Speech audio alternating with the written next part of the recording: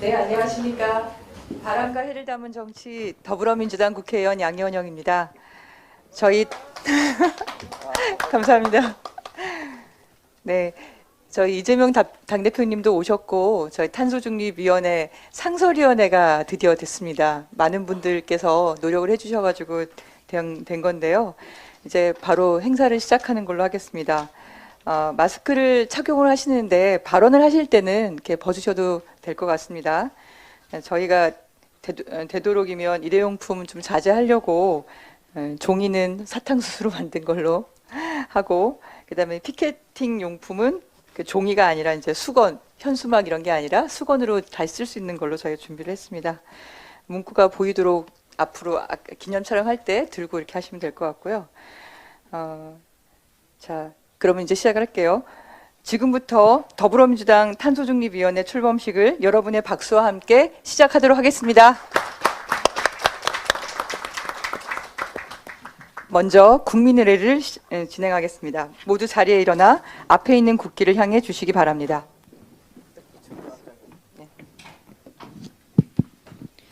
국기에 대한 경례.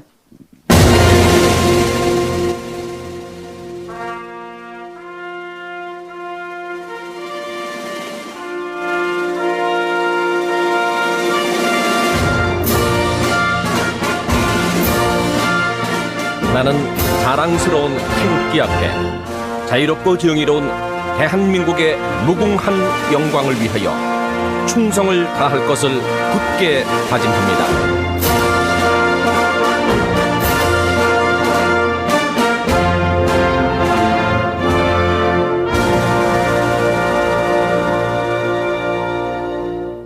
바로 네, 나머지 국민의례는 시간 관계상 생략하는 걸로 하겠습니다. 자리에 앉아주시기 바랍니다.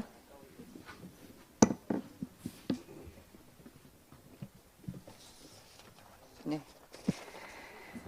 이제 참석자를 소개해 드릴 텐데요. 회의 자료 6쪽에 나와 있습니다. 네. 이재명 당대표님 참석하셨습니다. 네, 환영합니다. 김종호 탄소중립위원회 위원장님 참석하셨습니다. 네, 국회 예결위원장과 기후위기 그린뉴딜 연구회 대표를 맡고 계신 우원식 고문님 참석하셨습니다. 네, 그린뉴딜 연구회 공동대표 맡고 계시고 정책위 의장을 맡고 계신 김성환 고문님 참석하셨습니다. 네. 수송건물분과 위원장을 맡고 계신 이소영 의원님 참석하셨습니다. 공정전환분과 위원장을 맡고 계신 이수진 의원님 참석하셨습니다. 네, 그리고 이선근 부위원장님 참석하셨습니다. 네. 그 시도당 탄소중립위원장님을 소개해 드리겠습니다. 지금 카메라 뒤쪽에 계셔가지고, 네, 잘 안 보이긴 하는데요. 그래도 노태손 인천시당 탄중위원장님 오셨습니다. 네, 박정현 대전시당 탄중위원장님 오셨습니다. 최재관 경기도당 탄중위원장님 오셨습니다. 김중남 강원도당 탄중위원장님 오셨습니다. 옥은숙 경남도당 탄중위원장님 오셨습니다. 예, 강성희 제주시당 탄중위원장님 오셨습니다. 네, 장용선 경북도당 탄중위원장님 오셨습니다. 네, 반갑습니다. 저희 분과위원을 소개해 드리겠습니다. 네, 이용빈 의원님 오셨습니다. 네, 이용선 의원님 오셨습니다. 이혜식 의원님 오셨습니다. 네, 허영 의원님 오셨습니다.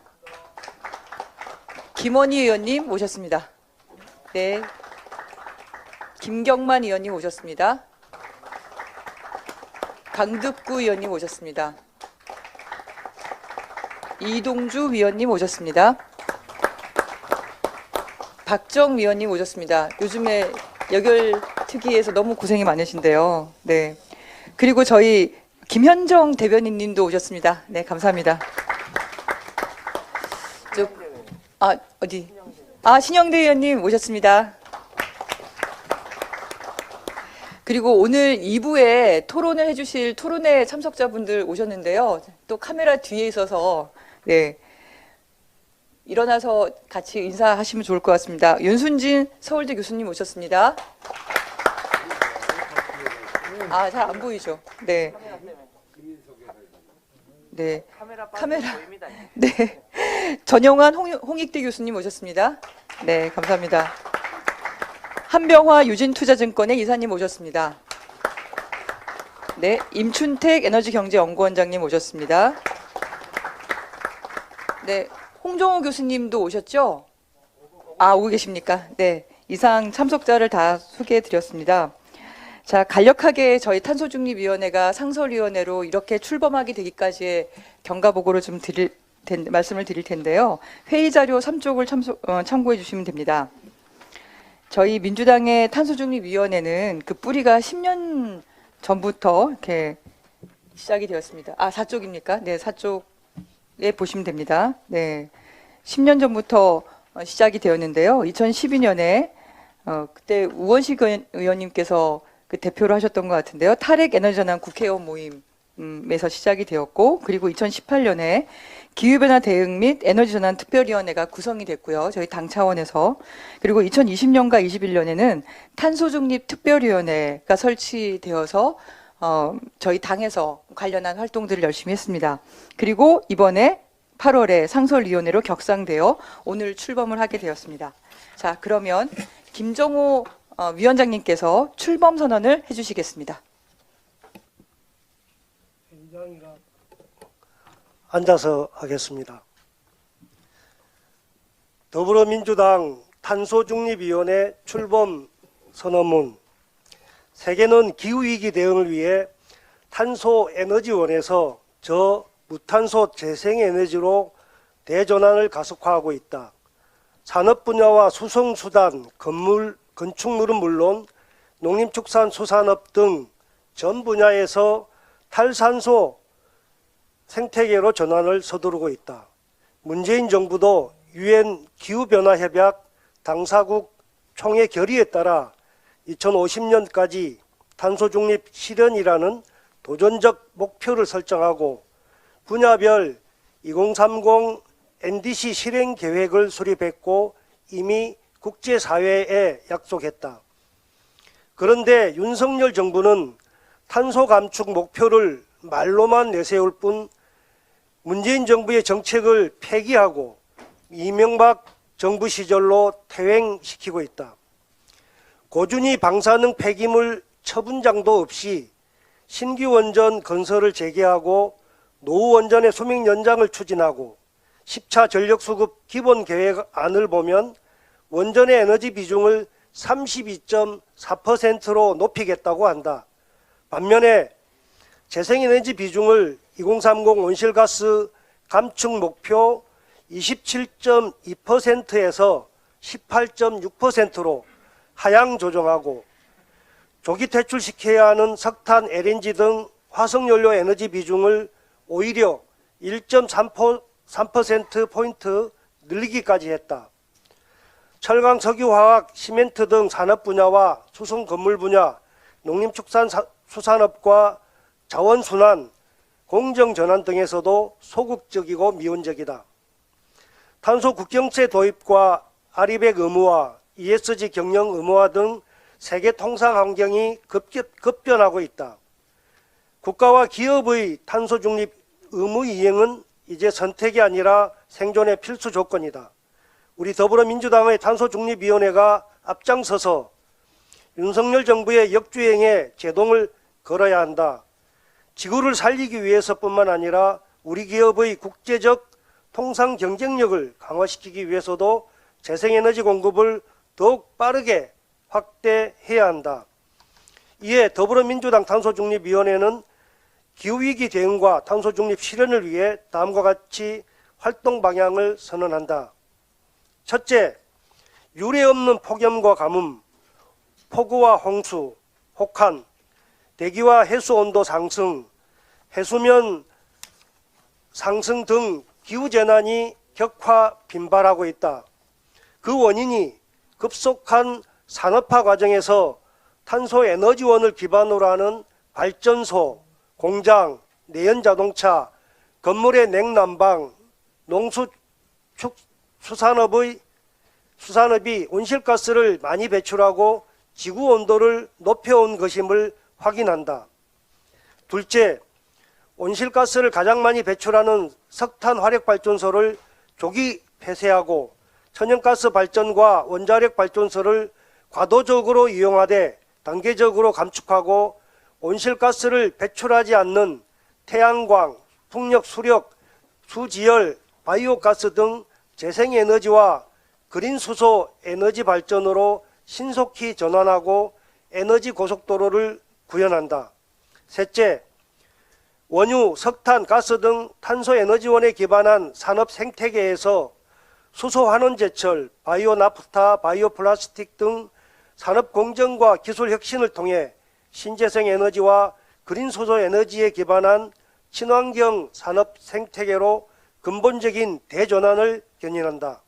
넷째, 탄소에너지원을 사용하는 내연기관 수송수단과 건축물의 냉난방 설비에서 에너지 이용 효율이 높고 온실가스 배출을 최소화하는 친환경 수송수단과 친환경 녹색 건축물로의 대전환을 가속화한다.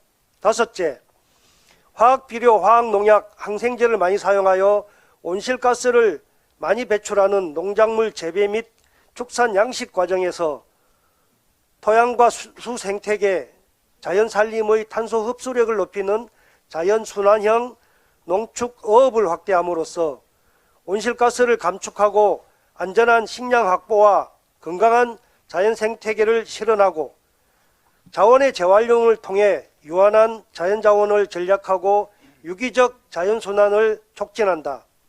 여섯째, 기후재난을 야기한 기업과 부문이 온실가스 저감과 지구온도 저감을 위해 탈탄소 산업전환과 산업구조 전환에 따른 노동전환을 지원하는 등 ESG 경영을 확대하고 기후재난으로 피해를 입은 지역과 계층, 부문을 구제하는 책임을 담당하는 정의로운 전환을 강화한다.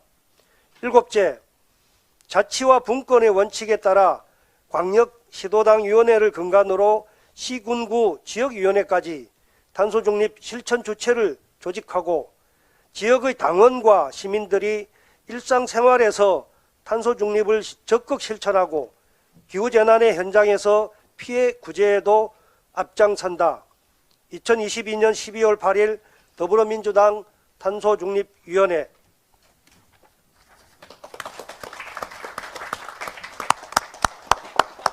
네, 이제 드디어 출범을 했는데요. 그 사이에 추가로 오신 분들이 계십니다. 저희 농축산자원순환분과장 맡고 계신 윤준병 의원님 오셨습니다. 네. 그리고 김성주 의원님도 오셨습니다. 네. 이원택 의원님 오셨습니다. 네, 위성곤 의원님 오고 계십니다. 네. 그리고 시도당 탄소중립위원장님들 중에서 김형근 울산시당 탄중위원장님 오셨죠? 네, 네, 네. 홍종호 교수님도 지금 오신 것 같고요. 네, 반갑습니다. 그러면 이제 축사 순서입니다. 저희가 이제 출범을 했는데요. 이재명 당대표께서 축하의 말씀을 해주시겠습니다. 큰 박수로 맞아주시기 바랍니다.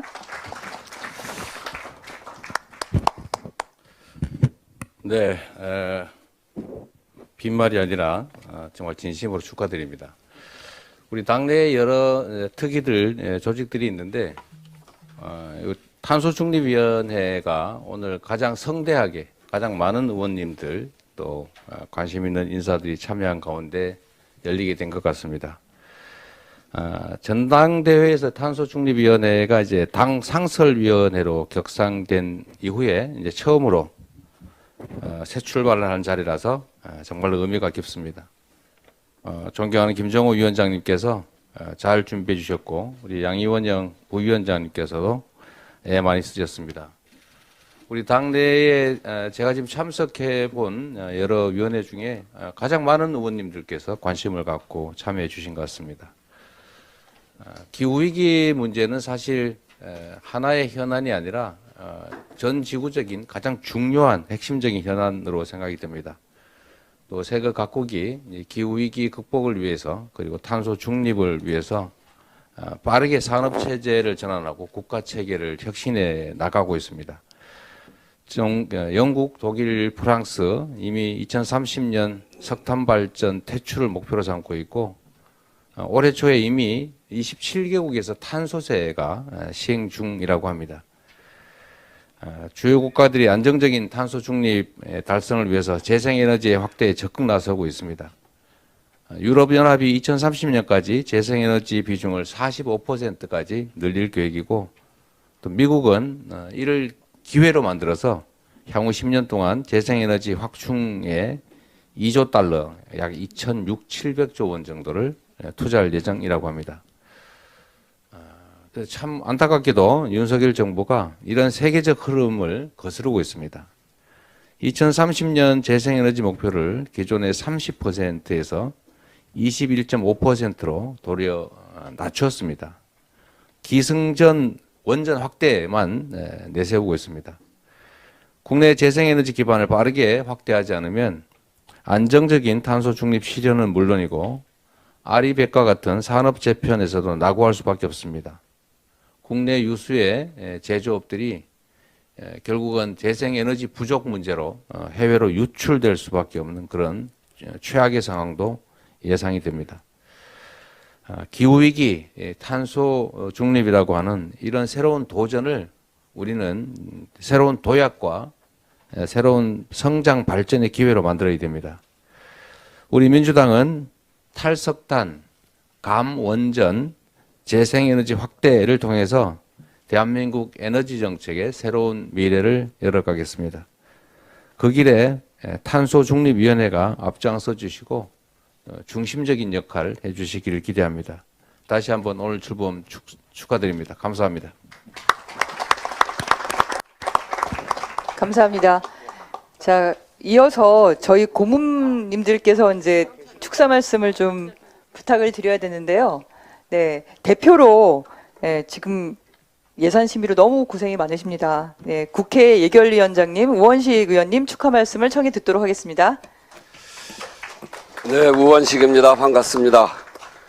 우리 민주당의 상설위원회로 탄소중립위원회가 만들어지는 것은 정말 기쁜 일이고 참으로 의미가 있고 역사적인 일이다 이렇게 생각합니다. 이 일의 시작이 아까 양이원영 의원께서도 이야기를 했습니다만 2011년에 후쿠시마에서 원전이 폭발하고 그걸 보고 야, 이건 안 되겠다.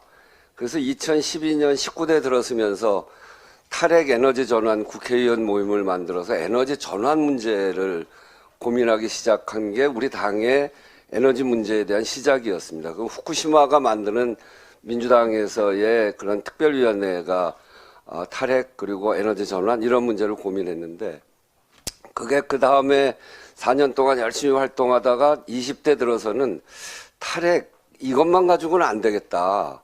이제 차츰차츰 기후위기 문제가 심각해지니 우리 산업을 에너지를 전환하는 산업으로 가야 되겠다. 그렇게 생각하고 재생에너지 산업 육성 특위라는 걸 만들어서 이 재생에너지와 산업을 육성시켜서 새로운 미래의 먹거리를 만들자 하는 그런 인식으로 전환을 하고, 그것이 여러 위원회를 만들어지고 또 21대 들어서는 기후위기 그린 뉴딜 연구회 이런 것들이 만들어지면서 구석구석에서 활동을 하다가 이제 드디어 우리 당의 상설위원회로 이런 내용을 다 담는 탄소중립위원회가 만들어진 것이니까 그 10년의 역사도 갖고 이 출발은 후쿠시마 원전으로부터 기후위기를 거쳐가면서 우리 대한민국의 미래를 어떻게 건설해 갈 건지 미래 먹거리까지로 고민하는 정말 중추적인 그런 역할을 해야 되는 그런 위원회입니다.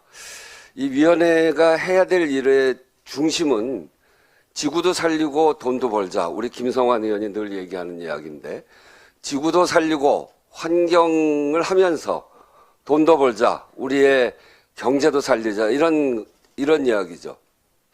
지구도 살리자라고 하는 말은 뭐 더 이상 설명할 거 없이 지구가 1.5도 넘어가지 않도록 이 탄소를 제대로 관리하는 그런 일, 환경적 접근, 이건 더 하지 않으면 안 되는 그런 상황이 됐죠. 인류가 멸종의 위기까지 있고 그걸 막기 위해서 전 세계가 약속한 일을 해내자고 하는 건데, 그 일 큰 축으로 하나 하고, 또 하나는 이런 일을 통해서 돈을 벌어야 되는데 참 요즘 정말 답답합니다. 이 미국도 자국의 경제 보호를 위해서 IRA법을 통과시키면서 재생에너지로 산업을 다 재편해 가고 있고, 유럽도 리파워 EU 이렇게 해서 재생에너지로 산업을 이제 다 재편해 가고, 또 거기다 탄소 국경세까지 생겨가지고 이 탄소를 저감하는, 탄소를 제로로 만드는 노력을 하지 않는 물건은 정말 세금을 많이 물 수밖에 없는, 이 무역 경쟁력에 있어서 이걸 하지 않으면 완전히 뒤떨어지는 그런 사회로 올해 굉장히 큰 변화를 한 겁니다. 리파워 EU와 IRA법은 세계의 흐름이 어떤 것인가라고 하는 걸 분명하게 보여주고 있는 거죠. 그런데 예결위원장으로서 내년도 예산을 심사하면서 정말 답답했습니다. 원전산업 육성에 대한 예산은 대폭 늘리고, 재생에너지, 이 금융지원 그리고 보급지원을 위한 사업 예산은 대폭 삭감했습니다. 이게 재생에너지 비율을 얼마나 할 거냐, 30%에서 21% 깎은 것이 어떤 의미를 갖느냐, 바로 예산에서 이렇게 드러나고 있어서 이 원전은 아리백에도 포함되지 않기 때문에 원전 비중은 좀 줄이고 저 재생에너지 늘리자 이런 얘기 하는데, 참 대화도 잘 안 되고, 그리고 하여튼 그 길만 유지하려고 하는 걸 보면서 저는 이런 정책은 윤석열 정부가 하는 에너지 쇄국 정책이다. 예전에 조선시대의 쇄국 정책이 나라의 미래를 어떻게 만들었는지 우리가 잘 아는데, 이렇게 에너지 쇄국, 전 세계가 에너지가 변해서 먹고 살 길을 찾아가는데 우리만 쇄국 정책을 통해서 나라의 앞길을 막고 있는, 이것은 더 이상 방치하면 안 된다. 이제는 원전이냐 뭐 재생, 이걸 이념적으로 접근해서는 안 되고 대한민국의 미래를 찾아가는, 경제의 길을 열어가는 실용적인 길로 볼 때 이것은 반드시 해야 되는, 그래서 이념적 접근하고 있는 국민의힘과 윤석열 정부에 대해서는 정신을 바짝 차리게 해줘야 됩니다. 국민의 미래를 열어가는 이 길을 탄소중립위원회가 정말 힘있게 열어나가길 기대하면서 저도 고문으로서 최선의 역할을 다하겠다 하는 말씀드립니다. 다시 한번 탄소중립위원회의 상설위원회의 발족을 축하드리고 이 길을 잘 열어주신 우리 이재명 대표님께 감사드리면서 여러분과 함께 축하드립니다. 감사합니다. 감사합니다. 얼마나 답답하셨을까. 그 생각이 막 듭니다. 저희 산업이 예산 심사할 때도 정말 참 많이 답답했습니다. 그 사이에 우리 안호영 의원님도 오셨습니다. 네, 감사합니다. 이제 부위원장님들께 임명장을 수여를 해야 되는데요. 시간이 지금 한 얼마 안 남은 것 같아서 우선 기념 촬영을 좀 먼저 하자고 하시는데 괜찮으시겠죠?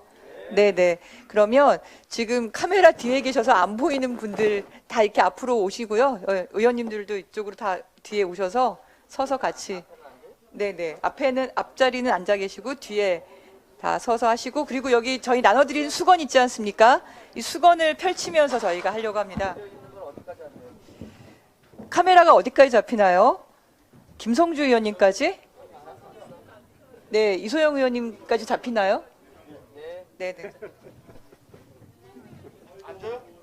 앉아? 신영대 의원님까지 잡혀요? 거기까지 안 들어갈 것 같은데 위성권 의원님까지?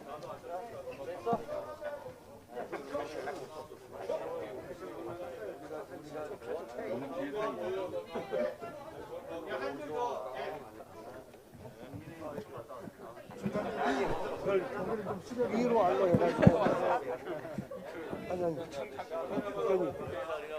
위로 저 위로 올리시는 거예요. 자, 가슴 높이로 수건을 펼쳐주시고 뒤쪽에 계신 분들은 머리 위로.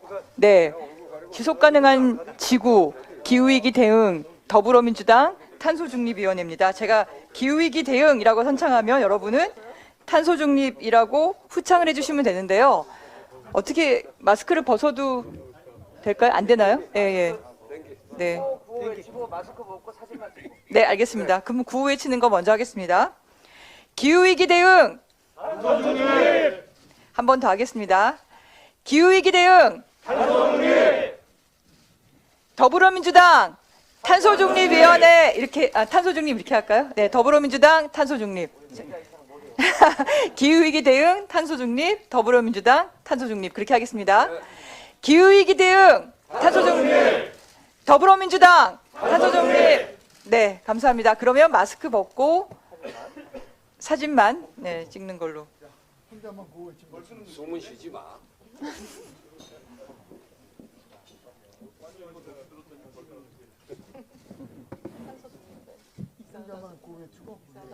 제가 구호를 외치겠습니다. 네, 지속가능한 지구 기후위기 대응 더불어민주당 탄소중립위원회입니다.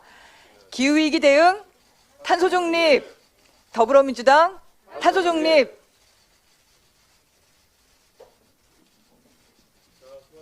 네, 수고하셨습니다. 감사합니다. 이제 이어서 바로 그 부위원장님들 임명장 수여겠습니다. 저와 김종호 위원장님은 임명장을 이미 받았고요. 네.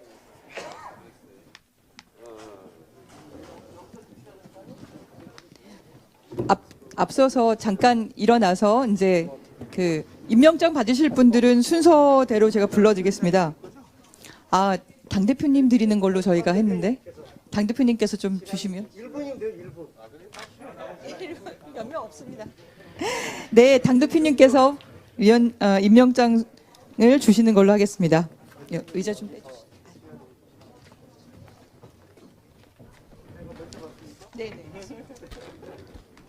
네. 임명장 성명 윤준병 위사람을 더불어민주당 탄소중립위원회 부위원장으로 임명합니다. 2022년 12월 6일 더불어민주당 대표 이재명 대도. 네, 감사합니다. 네, 사진 앞을 보고 같이 하나 들고. 감사합니다. 다음은 이소영 부위원장님. 네, 내용은 같습니다. 이하 내용은 같습니다. 네. 네, 감사합니다. 이수진 부위원장님께 수여하겠습니다. 네. 네, 이수진 부위원장님 이하 내용은 같습니다.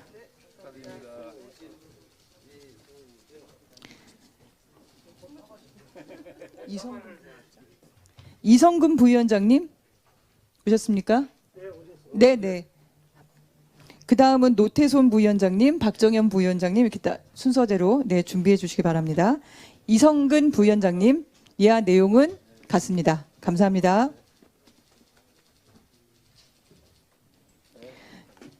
네, 노태손 부위원장님, 네, 이하 내용은 같습니다. 감사합니다.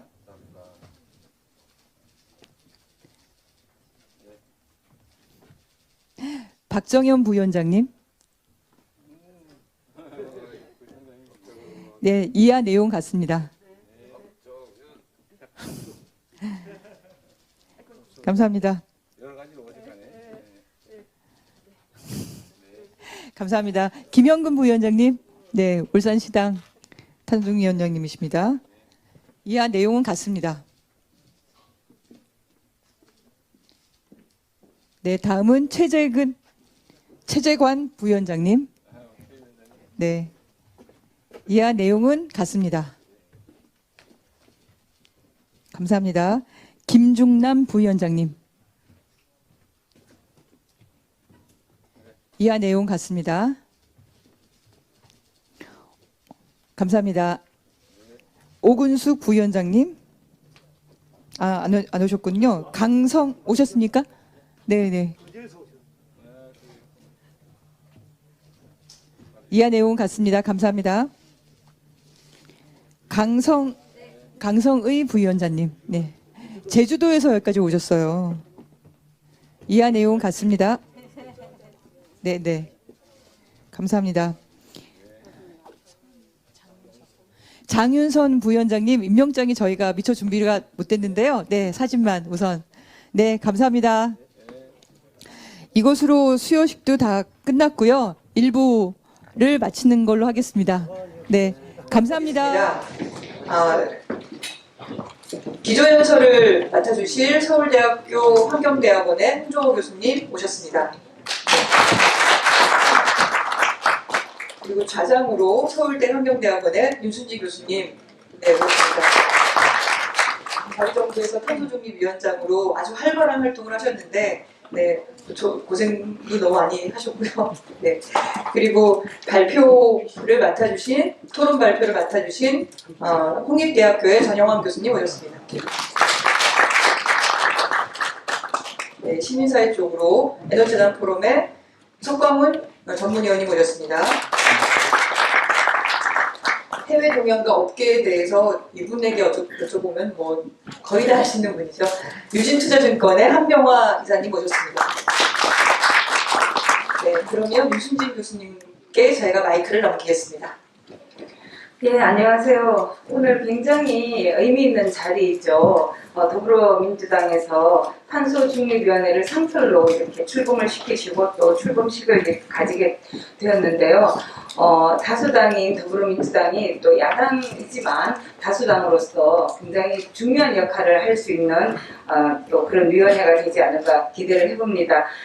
지금 양이원영 의원께서 소개해 주신 것처럼 오늘 주제는 윤석열 정부 에너지 정책 이도로 좋은가인데요. 아까 그 출범식에서도 여러 말씀들이 나왔지만 결국 탄소 중립이라는 것은 우리가 거스를 수 없는 국제 규범이고 결국은 환경 문제라는 범위를 넘어서서 경제 문제와 너무나 밀접하게 연동되어 있어서 우리의 생존을 좌우하는 문제가 되었습니다. 그래서 오늘 또 이 출범식을 맞아서 의미 있는 정책 토론회를 또 이렇게 개최하게 되었는데요. 지금 시간이 우리에게 그렇게 많지 않은 것 같습니다. 1시간 안에 이걸 끝내야 되기 때문에 기조연설과 각 그 발표를 7분 정도로 해주시라고 하네요. 예, 그래서 처음에 이제 다 인사드렸으니까요. 축사를 근데 또 하시는 게 맞나요? 그냥 하십니까? 예, 그러면 기조연설부터 발표해 주시겠습니다. 홍정호 서울대 교수님께서 기후위기 시대 대한민국이 가야 할 길에 대해서 말씀을 주시겠습니다. 네. 그 불 좀 꺼주시고 여기가 파워포인트가 여러분 보시는데 오른쪽에 있습니다. 네. 그리고 자료집을 참고해 주시면 됩니다. 네네 자료집도 참고하시면 될 것 같습니다. 네, 이렇게 중요한 자리에 불러주셔서 감사합니다. 지정학, 에너지, 또 기후위기 이 세 가지 키워드가 올해 2022년을 설명하는 그러한 핵심 키워드였다면 이것이 내년에도 2023년에도 계속될 것으로 현재 예상이 됩니다. 이 세 가지가 어떻게 서로 상호작용하느냐에 따라서 내년도 세계 경제, 또 한국 경제에 심대한 영향을 줄 것이다. 인플레이션이 얼마나 지속될 것인지, 또 경기 침체가 어느 정도 심각해질 것인지 하는 것들이 결정이 될 텐데요. 이 세 가지 중에서 지정학적인 요소나 기후변화는 솔직히 말씀드리면 대한민국이 주도적으로 이 어젠다를 글로벌 사회에서 이끌어갈 수 있는 상황은 아닙니다. 하지만 에너지 이슈는 최소한 여러 선진국들에서 보여지고 있듯이 현재의 글로벌 에너지 수급 위기에서 각국이 에너지 독립, 에너지 안보 이것을 위해서 어떤 방향으로 나아가고 있는가를 보게 되면 이것은 우리나라가 우리의 정책으로 우리의 의지를 모아서 독자적으로, 독립적으로 한국 내에서 행할 수 있는 유일무이한 이 세 가지 핵심 키워드 중에서 그러한 정책 대안이 될 수 있는 것입니다. 솔직히 말씀드리면 만약에 윤석열 정부가 과거 문재인 정부를 비판하면서 어떻게 5년 동안 재생에너지 발전 비중을 5%포인트도 못 늘렸냐, 우리는 10%포인트를 늘리겠다, 그 이상을 늘리겠다 이런 식으로 비판을 하고 대안을 마련했다면 저는 정말 쌍수를 들고 환영을 했을 것입니다. 문제는 문재인 정부에서 에너지 전환이라는 거대 정책을 제안을 했고, 그러나 실적은 사실은 제가 보는 관점에서는 충분치 못하다고 생각을 합니다. 그런데 오히려 그것을 더 퇴행적으로 현재 만들고 있는 상황이어서 이것이 과연 앞에서 축사에서도 말씀을 하셨지만 여야의 문제냐, 진보 보수의 문제냐, 이념의 문제냐, 전혀 그렇지 않고 대한민국 경제의 생존 문제이기 때문에 정말 여기에 대한 현재 윤석열 정부의 매우 전향적인 정책의 전환이 꼭 필요한 그런 상황이라고 말씀을 드리고 싶습니다. 그렇지 않다면은 앞으로 2030년 이제 8년밖에 남지 않았습니다. 8년 후에 대한민국 경제가 어디에 놓여져 있을지 지금으로서는 절대 낙관할 수 없는 그러한 위기 상황으로 갈 수도 있다는 말씀을 드리고 싶습니다. 이것이 오늘 제가 드리고 싶은 말씀의 요약이고요. 짧게 전체적인 말씀을 좀 드리겠습니다. 예, 기후위기 시대 새로운 경제 질서가 열리고 있습니다. 기후위기는 환경이 아닌 경제 문제고요. 이미 2020년대 탈탄소 무역 규범이 시작돼서 2020년대 후반이 되면 완전히 정착되는 상황으로 갈 것입니다. 그 과정에서 기후위기를 명분으로 자국산업 우선주의가 현실화하고 있고, 특히 미국의 일련의 법안, 인프라 법안, 작년에 통과된, 올해 통과된 칩스 법안, 그리고 인플레이션 각축 법안, 이 모든 것들이 이 자국 내에서 일자리를 만들고 해외 직접 투자를 유치하고 그래서 산업의 기업의 경쟁력을 강화하겠다, 이런 식의 아주 노골적인 우선주의가 이제 보이고 있는 상황입니다. 자, 그래서 제가 앞서 말씀을 드렸듯이 그렇다면 대한민국도 여기에 대응해서 결국은 재생에너지를 확대하고 전력 인프라를 구축해서 이것이 산업 경쟁력을 결정하는 시대에 결코 뒤처져서는 안 되겠다, 앞서가지는 못할 망정 뒤처져서는 안 되겠다는 말씀을 강조하고 싶습니다. 2020년 탈탄소 무역 규범의 정착은 이 세 가지 키워드로 요약됩니다. RE100, ESG, CBAM. 아마 여기 계신 많은 분들께서 대부분 다 아시기 때문에 짧게 말씀을 드리면, 특히 RE100 같은 경우에는 최근에 국내에서 CF100이니 이런 사실은 검증되지 않은 이런 이야기가 자꾸만 나오고 있습니다. 그래서 정말 이 RE100의 본질이 무엇인지 정확히 알 필요가 있고요. 솔직히 말씀드리면 지금 재생에너지 공급량이 너무 부족하지만 그 중에서도 현재 RE100을 그나마 하고 있는 기업들의 형태는 이른바 녹색 요금제가 99% 이상을 차지하고 있거든요. 앞으로 이것이 이 RE100을 주도하는 이 국제시민단체에서 과연 인정을 할지도 사실은 불확실한 상황입니다. 그래서 재생에너지를 확대하고 그것이 직접 필요로 하는 기업들에게 공급되는 이러한 이 산업 생태계가 구축되지 않는다면 사실은 너무나 우리 산업이 글로벌한 흐름에서 뒤처질 수 있는 가능성이 생존해 있다는 것이죠. ESG는 처음에 시작은 금융 기관들이 자발적으로 이제 기업들을 향해서 이런 비재무적인 평가 요소를 강조하는 식으로 진행이 됐는데 최근에는 미국이나 유럽에서의 모습들이 아예 국가가 나서서 공공기관이 나서서 공시를 의무화하고 이것을 투자자에게 투명하게 정보를 공개해라. 여기에 당연히 이제 재생에너지 확대와 같은 이런 중요한 요소들이 포함되어 있는 것은 물론입니다. CBAM도 국내에 우리나라의 이 주요 제조업 중에 철강이라든지 또 석유와 같은 산업에 수출에 큰 영향을 미칠 수 있는 이러한 잠재력이 너무 큰 요소입니다. 그래서 과거 같으면은 WTO 체제 내에서 CBAM과 같은 제도가 통상 마찰 때문에 분쟁의 소지가 있어서 허용되기 힘든 그런 제도였는데 이제는 기후변화를 명분으로 일방적인 무역 규제가 가능한 이런 엄청난 변화가 지금 일어나고 있다는 것입니다. 네, 유럽은 뭐 이미 금융위기 이후로 사실은 10년 이상 저성장 기조를 계속 유지하고 있습니다만 이것을 이제 타파하고 또 기후변화에 있어서 지속적으로 글로벌 리더의 위치를 차지하고자 하는 목적으로 이른바 트윈 트랜지션 또는 트윈 트랜스포메이션 그러니까 쌍둥이 전환을 굉장히 강조하고 있습니다. 그래서 이 그린과 디지털 이 두 가지를 쌍끌이로 경제를 견인하겠다라는 이야기를 하고 있고요. 그 중에서도 이 그린, 기후에 대응하는 그린이 더 포괄적인 개념으로 오히려 디지털을 이제 견인하는 이런 정책을 쓰고 있는 것이죠. 우리나라도 우리나라 국민들께서 디지털에 대해서는 저는 충분히 공감대가 있는데 문제는 이 그린에 대한 이 그린을 불필요하게 이념화하고 정쟁화하는 이런 모습들이 정말 이제는 불식돼야 되겠다는 생각을 하면 할수록 하게 됩니다. 이게 이제 유럽의 독일의 에너지 회사에서 보여주는 그림인데요. 이런 것들이 한국에서 일어나야겠다. 이게 바로 그린과 디지털의 결합 아니겠습니까? 이런 해상 풍력단지를 거대하게 만들고 거기에 이 무인 드론을 첨단 드론을 띄워서 유지 보수 관리를 하는 이런 것들이 바로 우리가 지향하는 제가 가서 유럽 가서 들어봤더니 이런 드론 만드는데 청년들이 스타트업을 만들고 일자리를 만들고 고부가 가치 산업을 견인한 이런 모습들을 확인할 수가 있었습니다. 그래서 이런 우리나라도 결코 이러한 것을 못할 이유가 하나도 없지 않겠습니까? 좀 정말로 이 시장을 확대하는 재생의 시장 확대하는 것이 모든 분야에서 일어나겠다는 생각을 하면 할수록 더 하게 됩니다.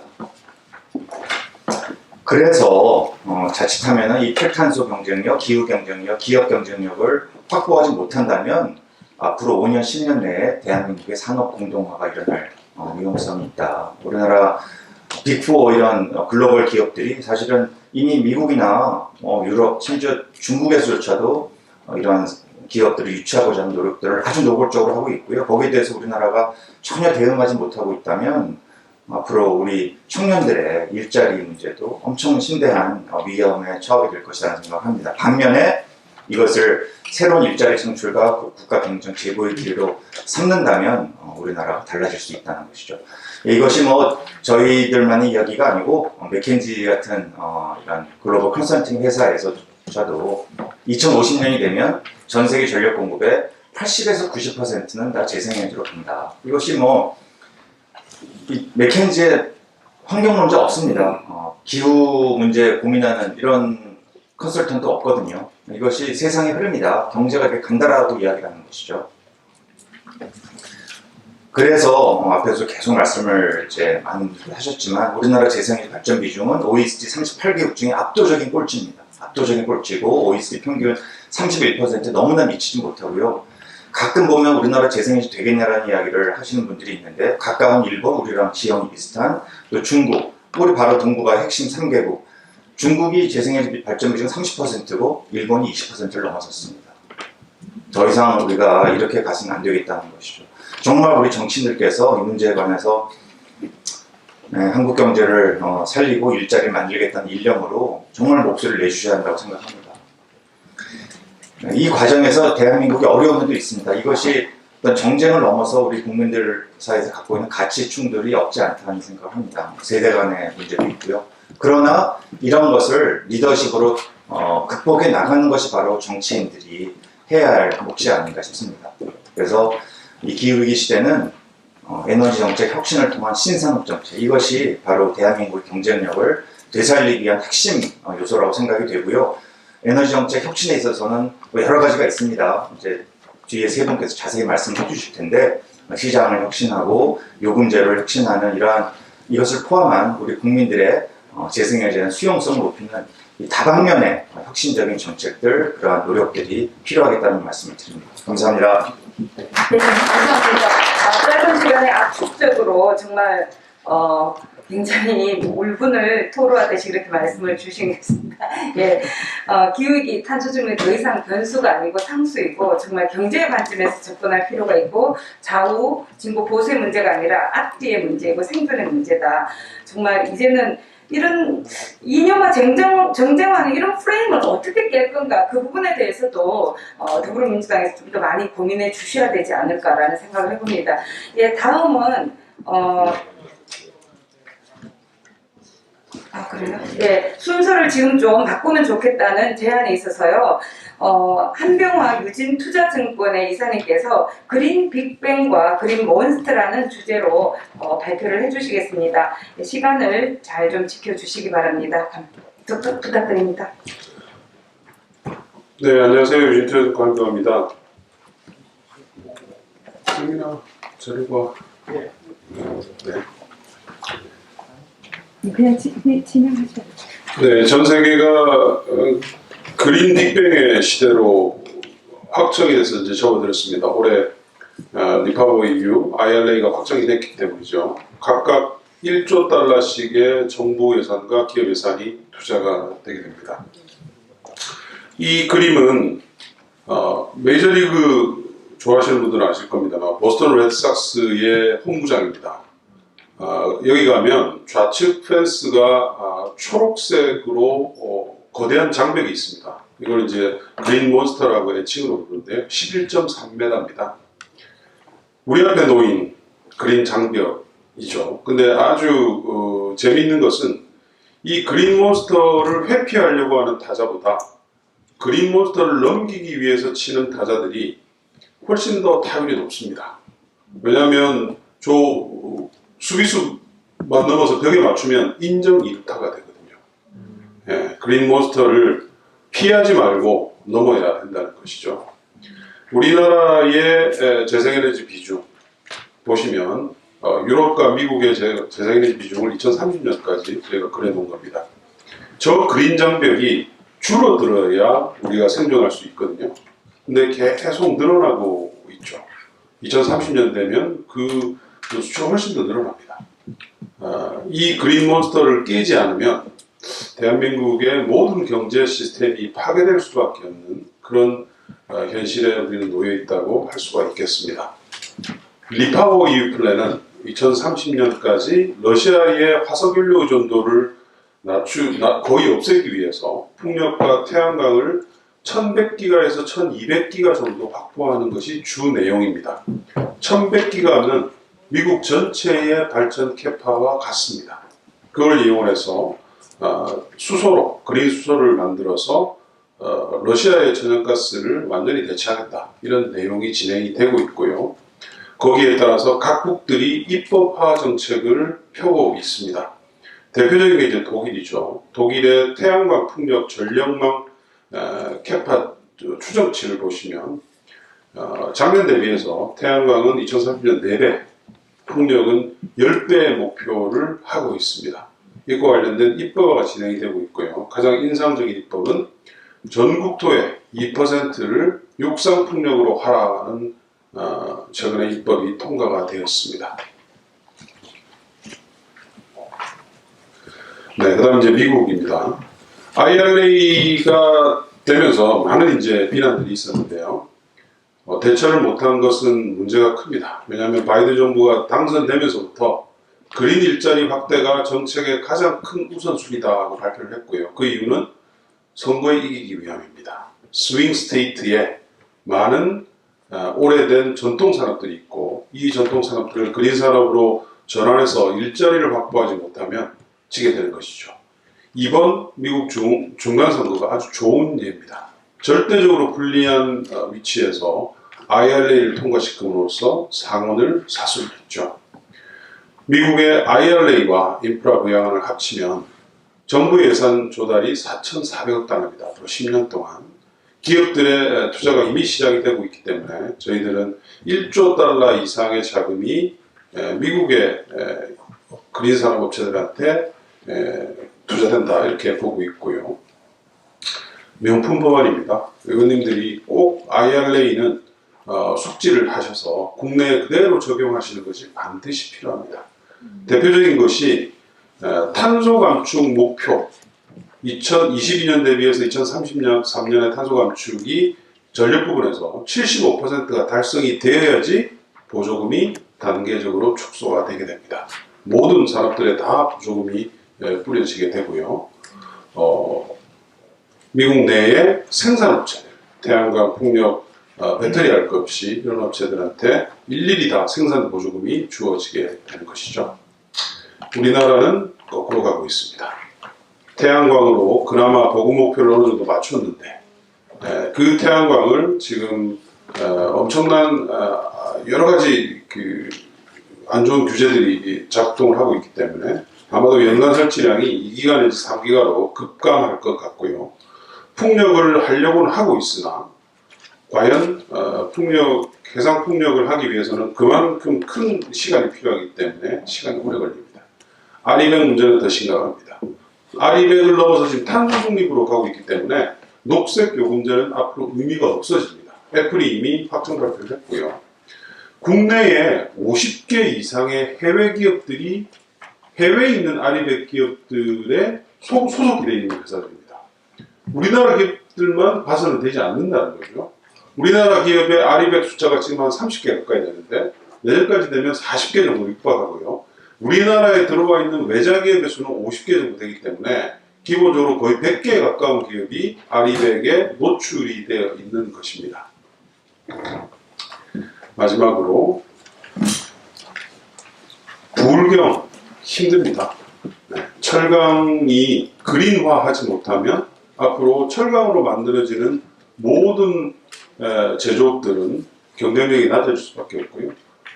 유럽은 이미 이 수소환원 제철법으로 하는 철강 프로젝트들이 파이낸싱이 일어나서 건설 단계에 들어가고 있습니다. 우리가 수십 년 동안 이어온 제조업의 공간이 무너지기 일보 직전에 있다 이렇게 보시면 될 것 같습니다. 네, 이상 마치도록 하겠습니다. 네, 감사합니다. 정말 간략하게 말씀해 주셨지만 굉장히 파워풀한 발표가 아닌가 싶네요. 그린몬스터에 대한 비유는 정말 잘 와닿았습니다. 정말 우리나라만이 아니라 세계 모두가 새롭게 가는, 역사적으로 새로 걸어가는 길인데 그래도 우리 앞에 앞서서 그런 국가들이 있고 그 국가들에서 마련한 법안들이 있기 때문에 조건과 상황이 다를지라도 우리가 벤치마킹 할 수 있는 부분이 많지 않을까 그런 생각을 해봅니다. 예, 다음 발표는 석광훈 에너지 전환 포럼 전문위원께서 해 주시겠습니다. 에너지 위기 시대 정부와 시장의 역할에 대한 내용입니다. 네, 안녕하세요. 이렇게 중요한 자리에 초청해 주셔서 감사합니다. 예? 감사합니다. 예, 초청해 주셔서 감사합니다. 제가 오늘 말씀드리고자 하는 부분은 이제 다른 두 발제장님께서 발표하시는 것과 좀 이렇게 조금 이렇게 중복을 피하기 위해서 현재 실질적으로 지금 겪고 있는 전기요금하고 도시가스 요금 문제를 어떻게 우리가 대응해야 될지에 대해서 조금 현실적인 문제를 좀 말씀드리고자 합니다. 이게 에너지 전환과 또 어떤 관계가 있는지도 간단하게 뒤에서 이제 말씀드리고 그게 민주당의 전통적인 그 입장과 또 어떤 관계가 있는지 그런 부분을 좀 주로 말씀을 드리겠습니다. 현재 아시다시피 한전의 적자와 가스공사의 미수금이 굉장히 큰 문제가 되고 있고 점점 이게 이 문제가 커져갖고 지금 이제 채권 시장으로 넘어가고 기업의 어음 발행이라든가 이런 문제까지로 일파만파 확산되고 있습니다. 지금 정부가 신속하게 근본적인 원인인 전기요금 정상화를 하지 않으면 내년 되면 훨씬 더 어려운 상황에 이제 직면할 것으로 보입니다. 그런데 이제 우리가 전통적으로 과거에는 이런 큰 위기가 오지 않았을 때는 이제 다른 개발도상 국가들과 마찬가지로 그 전기 도시가스 요금을 통해서 일종의 이제 복지 정책을 보완하는 그런 그 관행이 있었는데요. 그런데 이런 위기 상황에서 그런 정책을 계속하게 되면은 이집트가 이제 딱 그런 사례를 보여줬는데 어떤 문제가 생기는지를 보여줬는데 이집트는 석유를 포함해서 전기, 가스, 석유까지 그 에너지 공기업들을 통해서 지난 10여 년 전에 그 고유가 국제 고유가 상황에서 계속 요금을 에너지 요금을 계속 할인해 주다가 결과적으로 에너지 공기업들의 적자가 정부 재정의 20%를 넘기면서 그 이걸 감당하지 못해서 결과적으로 IMF 구제 동맹을 신청했습니다. 그래서 지금까지도 이 보조금 개선 작업을 어렵게 하고 있는데요. 그래서 이런 그 큰 위기가 왔을 때는 우리가 좀 기존의 정책하고 좀 많이 좀 근본적으로 바꿔야 된다. 기존의 프레임을 바꿔야 된다라는 이제 말씀을 드리고자 했습니다. 그리고 또 이것이 또 복지에도 또 도움이 안 되는 것은 에너지 특히 전기하고 가스 요금은 소득 역진성이 굉장히 강하다. 그래서 이집트에서도 이게 할인해 준 걸 살펴봤더니 소득상위 20%에게 하위 20%보다 8배가 더 많은 할인 혜택이 돌아갔다. 이런 그 세계은행의 이제 보고가 있었습니다. 이런 문제는 현재 국내에서도 사실은 똑같습니다. 그 저렴한 전기요금은 대부분 그 혜택이 극소수의 이제 구매력이 높은 소비자나 기업들에게 돌아간다라는 측면에서도 사실은 복지 측면에서 사실은 근본적으로 이것이 우리가 지금 기존의 정책들, 관행들을 되돌아 재검토할 필요가 있다 이렇게 볼 수가 있겠습니다.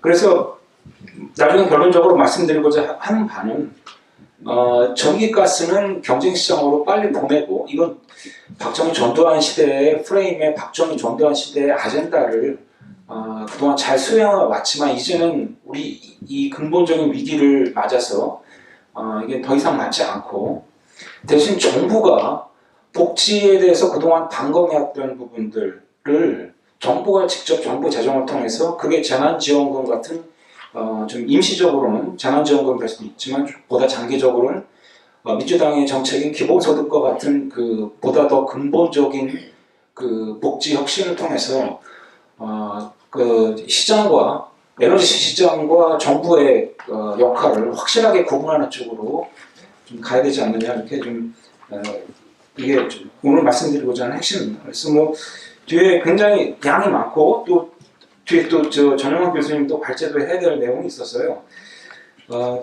대부분의 내용은 그냥 생략을 하겠습니다. 그 한 가지 이 중에서 다른 거는 다 생략을 하겠는데요.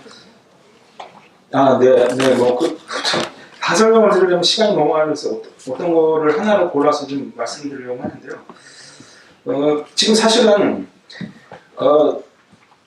이게 한 점만의 문제가 아니라 도시가스의 문제하고 굉장히 얽혀 있습니다. 도시가스는 사실은 1980년대 우리가 연탄 가스 중독 사고로 1년에 2,000명 이상이 사망하던 시대에 전두환 정부에 의해서 한전의 가스 도입 부서 하나를 빼내서 이걸로 가스공사를 설립했고 그 당시에는 지금도 마찬가지입니다만 도시가스 보급을 빨리 늘려야 되는데 도시가스가 이제 그 비용이 비싸니까 이걸 한전에게 그 일부를 전가시킴으로써 도시가스 비용을 인위적으로 좀 낮춰왔습니다. 그러다 보니까 그래서 이제 보급률이 굉장히 우리가 뭐 세계 유례가 없을 정도로 굉장히 빠른 속도로 보급률이 올라갔고 지금은 세계 2위 수준의 도시가스 보급률을 갖고 있습니다.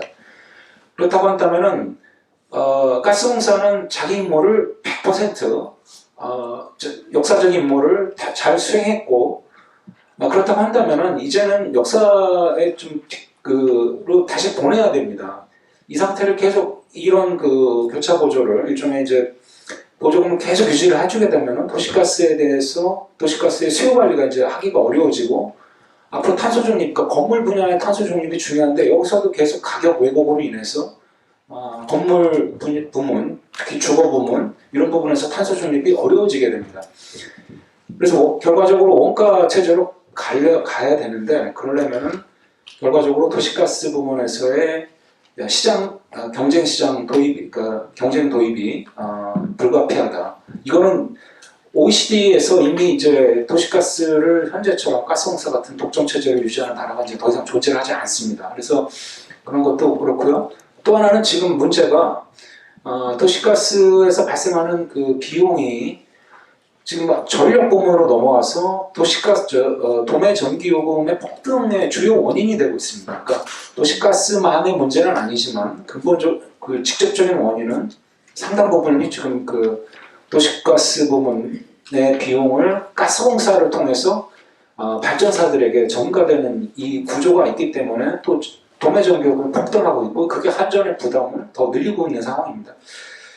그래서 이런 것들이 다 가스공사나 한전이나 결과적으로 박정희 전두환 시대의 아젠다들을 과거의 정책 아젠다들, 뭐 연탄가스 문제라든가 이런 그 전기 보급률 이런 것들 측면에서 둘 다 100% 다 자기 역할을 다 했고 다 했지만 더 이상 이제 현재 체제와 안 맞는다. 그리고 탄소 중립하고도 안 맞지만 당장 우리가 닥친 에너지 위기하고도 안 맞기 때문에 이 체제를 계속 우리가 끌고 가다가는 국가 위기를 맞을 수 있는 상황이다.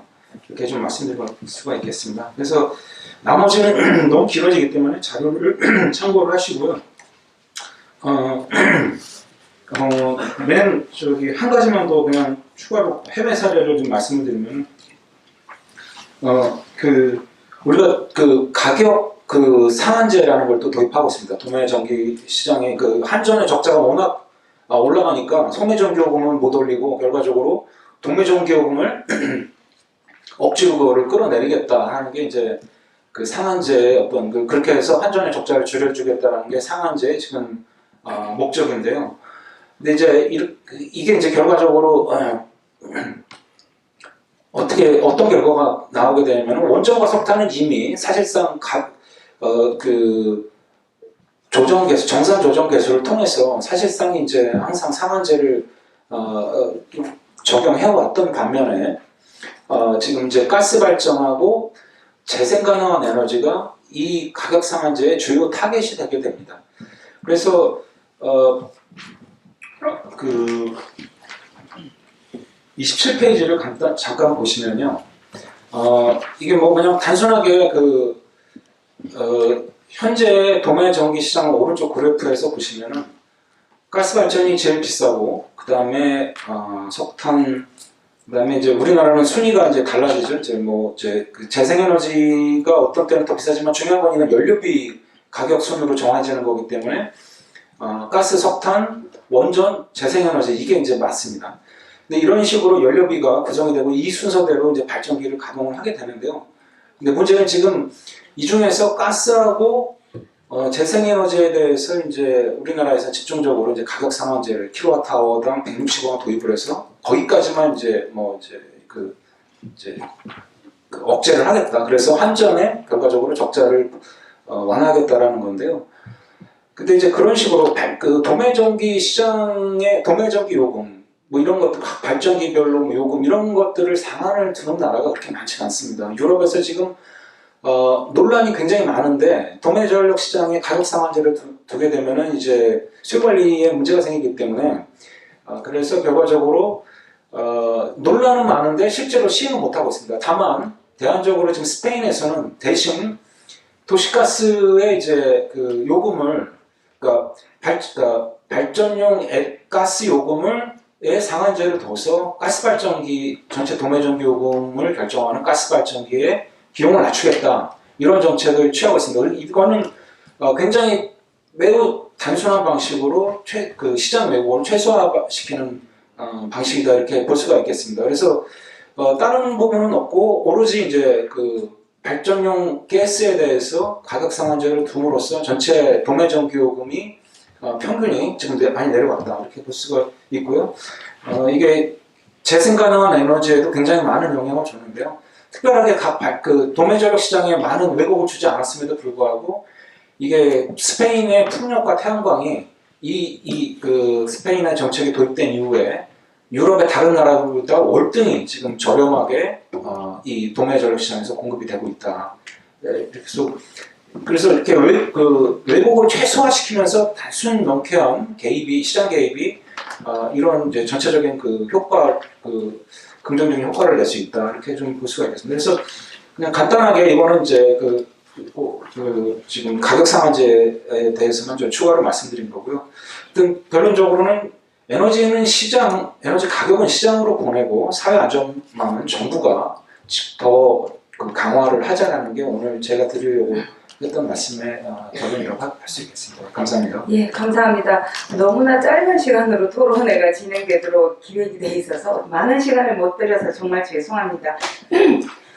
결국 이런 것 같아요. 우리가 지금 가지고 있는 많은 기관들은 그 기관이 설립될 당시에 목표와 목적과 기능과 역할이 있었는데 그것이 지금도 여전히 유효한가? 어떻게 그 목표와 기능과 방법을 다르게 가져갈 수 있도록 할 것인가? 그게 문제가 아닐까라는 생각이 들었고요. 우리 사회에서 가지고 있는 기본적인 프레임이 사실은 잘못되는 게 되게 많은 것 같아요. 전기 요금을 전기세라 부른다든지 사적제 임에도 불구하고 공공재로 본다든지 그래서 공공성을 어떻게 확보할 것인가의 문제하고는 좀 결이 다른데 여하튼 그런 부분이 많은 왜곡을 가지고 오는 것 같습니다.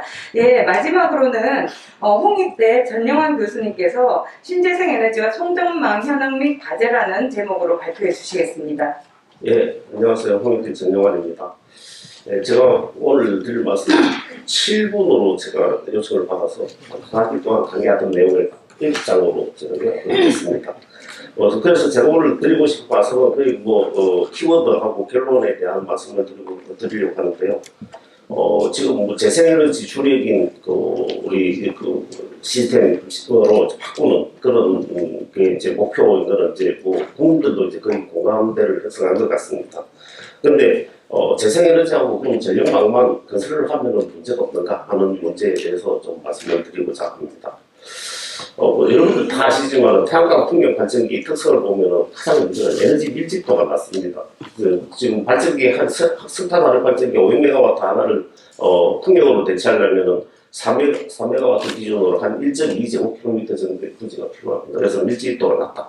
그런데 우리나라는 인구 밀집 지역이 이제 수요가 지금 집중이 되어 있는데 또 이 인구 밀집 지역에는 또 재생에너지를 건설하기가 훨씬 힘들다는 그런 문제가 있어요. 또 재생에너지는 바람하고 구름이라든지 이런 상태에 따라 가지고 출력이 변동이 심하고 이런 내용도 다 알고 계실 겁니다. 그래서 그럼 이러한 재생에너지를 우리나라에다 건설을 하는데 그럼 어떤 문제들이 있을까 하는 걸 봐야 되는데 지금 우리나라 전력 시스템 특성이 수도권에 수요가 집중되어 있다. 그리고 발전 설비도 사실은 수도권에 집중되어 있습니다. 이제 이따가 그림을 보여드릴 텐데요. 그래서 수요, 지금까지는 발전만으로 모든 걸 해결하려고 했는데, 앞으로는 발전으로만 해결하기 힘드니, 이 수요의 유연성을 우리가 확보를 해야 되는데, 지금 이제 우리가 그런 수요의 유연성을 확보할 수 있는 그 제도적인 장치가 지금 되어 있지 않다. 그래서 우리나라가 재생에너지 중심으로 에너지 전환을 위해서 필요한 거는 가장 간단하게 말씀드리면 우선 발전기를 분산해서 건설을 해야 되고 수요도 분산을 해야 되고 그리고 또 수요의 유연성 강화를 위해서 서비스 확대를 해야 되는데 이 서비스를 확대하기 위해서는 판매 시장을 개방을 할 필요가 있다 하는 말씀을 드리고 싶습니다. 지금 이 그림을 보시면 이게 우리나라 발전기하고 용량을 갖다가 그냥 사이즈대 비례로 그냥 그대로 그림을 그린 건데요. 우리가 보통 생각을 할 때는 전기를 지방에서 만들어서 수도권으로 많이 수송을 하고 있다 이렇게 생각을 하시지만 사실은 거의 대부분은 수도권에서 지금 발전을 하고 있습니다. 보시는 바와 같이. 그래서 지금 이렇게 이제 수도권에서 발전을 갖다 대부분 하고 있고 오른쪽에 보시면은 이렇게 전력 공급을 하기 위해서 전력망이 발전을 해왔는데 2005년도까지 보면은 엄청나게 수도권을 중심으로 이제 건설되어 있는 걸 알 수 있습니다. 이 이후에 송전망 자료는 안전에서 대입이라고 해가지고 지금 구할 수는 없었는데 이보다 훨씬 복잡하게 발전이 되어 있을 것으로 그렇게 충분히 생각을 할 수 있습니다. 이거는 2014년 자료인데 왜 이 자료가 나왔냐면은 지금 세계적으로 재생에너지 건설이 되면서 이제 이게 송전망하고 건설이 되기 전에 기존의 컨벤셔널 발전 체제가 돼 있을 때를 봤으면은 보고 있습니다만은 우리나라가 발전 밀도가 세계 최고 수준입니다. 그러니까 미국에 비해서 4.9, 거의 5배 그 정도 되고, 뭐 일본보다도 우리가 훨씬 높고. 그 송정만 건설해놓은 것도 보면은 단위 면적당 송정성 길이 하면은 세계 최고 수준이죠. 그래서 우리나라가 이미 에너지 밀도가 수도권뿐만 아니고 전국적으로도 매우 높은 상황이 있다. 그런데 지속적으로 전력 사용이 적당을 해야 되는데 이 수도권에는 수요 집중이 계속 심화가 되면 공급을 할 수 있겠느냐는 게 상당히 큰 이슈가 되겠습니다. 지금 현재 보면 수도권 수요가 전체의 44% 정도 되고요. 수도권 발전이 34% 정도 되는데 이거는 겨울철 피크일 때입니다. 그리고 보면은 한 10% 정도, 전체 수요의 한 10% 정도가 모자라는데 수도권에서 이걸 갖다 공급을 하기 위해서 지금까지 건설되어 있는 송전선을 보면은 사실 상당히 많이 건설이 되어 있는 거죠. 그래서 이런 상황에서 지금 재생에너지가 증가를 하면은 이 수도권에 있는 발전기는 더 이상 수도권에다 재생에너지 들어올 수 없기 때문에 지방으로 가게 될 건데, 그렇다면은 그 지방으로 옮겨가는 그 발전기의 전력을 수송하기 위해서 송전선을 훨씬 더 많이 건설을 해야 되는데, 지금 40%가 지금 수도권에 있는데 그 40%를 갖다가 공급을 하기 위해서는 10%만 더 보내기 위해서도 지금까지 건설한 송전망을 생각을 해보면 엄청난 양이 되는 거죠. 그래서 우리가 최대한 송전망을 건설해야 되지만 그것으로는 충분하지 않다라는 걸 충분히 이해를 하실 수 있을 겁니다. 그래서 수요를 내려보내야 되는 그런 게 이제 지금 필요하죠. 지금 이미 수도권은 송전망이 포화되어 있습니다. 그리고 이제 재생에너지가 이렇게 늘어나면은 또 생기는 문제가 이 발전기들이 얼마나 이게 플렉시블하게 이걸 조정을 할 수 있느냐는 문제인데, 여기 보시면은 밑에 회색 같은 경우는 이게 원자력이 그냥 깔고 있습니다. 그리고 이제 재생에너지가 그 초록색으로 들어왔다 나갔다고. 그러면은 다른 발전기들이 그 공급을 해야 되는 수요가 이렇게 막 들쭉들쭉하게 변하는 거죠. 이런 경우 안정적으로 공급을 하기 위해서 어떻게 발전기를 운영해야 되는가 보면은 원자력 발전기를 꺼야 되는 경우들이 생깁니다. 그래서 지금 이미 전력거래소에서는 단수원에다가 원자력 발전기를 계획적으로 이렇게 줄여서 운전을 할 수 있는 그 특성을 갖다가 내라고 이미 요구를 했고 지금 그런 협의를 하고 있습니다. 그래서 지금 재생에너지가 증가를 하면은 원자력의 이용률은 계속 감소할 수밖에 없는 상황이 있고, 그래서 원자력의 경제성은 계속 떨어질 수밖에 없는 상황이 있다. 그래서 이 부분은 지금 현재 이 정책이 뭐 잘못되고 있다는 걸 갖다 충분히 이제 말씀을 드릴 수 있는데, 하여튼 이 부분은 재생에너지가 증가하면서 자동적으로 해소가 될 수 있는 부분이기도 하다, 이렇게 말씀을 드릴 수 있습니다. 그래서 마지막으로 이러한 것들을 다 고려했을 때 정책적으로 지금 우리가 해야 될 것들이 사실 있다. 왜냐하면 아까 처음에 말씀드렸던 대로 현재의 수도권 수요를 재생에너지를 공급을 할 수 있겠는가? 지금 송전선은 이미 포화단계에 있고 새로운 부하, 뭐 데이터 센터 등 이런 새로운 부하들이 지금 수도권으로 들어오려고 하고 있는데 지금 비수도권으로 이제 유도를 하고 있죠. 그런데 그러면 현재 수요를 어떻게 공급을 할 것이냐? 그래서 이 현재 수요도 부산 없이는 아직 앞으로 수도권 전력 공급에 어려움이 있을 것이다. 그래서 에너지 고속도로로 최대한 추진을 하되 재생에너지 접속을 위한 지역 송전망 확충을 하는 걸로 이렇게 생각을 하더라도 수도권 수요를 갖다가 분산시키는 이런 내용들이 필요하다. 그래서 구체적으로는 지역별 요금제가 피할 수 없는 지금 현실이다 하는 부분들을 말씀을 드리고 싶습니다. 그 다음에 또 하나는 이 발전 시장은 개방이 되어 있습니다. 지금 발전 시장은 재생에너지 비롯해서 아무나 건설을 하고 싶으면 할 수 있죠. 그런데 판매 시장의 비중은 영업 비용으로 한전의 2.3%에 불과합니다. 그런데 이게 판매 시장은 재생에너지 변동성과 가능성에 반응하는 수요의 유연성을 확보를 하기 위해서는 이 판매 쪽이 상당히 중요합니다. 왜냐하면 새로운 서비스들이 들어와야 되기 때문에. 그래서 새로운 서비스를 제공을 할 수 있도록 새로운 서비스 제공자가 들어올 수 있는 여지를 마련해서 활성화를 시켜야 되는 그런 상황이 있습니다. 또 하나는 뭐가 동해안발전소 지금 출력을 줄여서 운전해야 되는 그 송전선이 모자라기 때문에 그런 경우가 있는데, 이 동해안발전소도 자기가 수요를 찾아서 직접 공급을 하면은 간판을 안 해도 된다, 이렇게 지금 이야기를 하고 있습니다. 그래서 그렇게 해주려면은 발전회사가 수요자한테 직접 팔 수 있도록 해줘야 되는데, 지금 우리나라는 무조건 한전하도록 그렇게 돼 있죠. 그러니까 한전은 송전망은 부족한데 무조건 사야 되는 그런 상황에 있는 거죠. 그래서 이런 것들도 그 제도를 개선하면서 우리가 많은 부분을 계속 피할 수가 있다. 그래서 전기시장을 개선해야 되고 판매시장도 개방을 해야 된다. 지금 재생에너지가 늘어나는 이런 상황에서 우리가 합리적으로 경제적으로 운영을 하기 위해서는 이런 방법을 같이 정책적인 방법을 고려하지 않고는 기술적인 대책만으로는 이게 부족하다는 말씀을 드리고 싶습니다. 그리고 또 중요한 문제 하나가 현재의 가버넌스 문제입니다.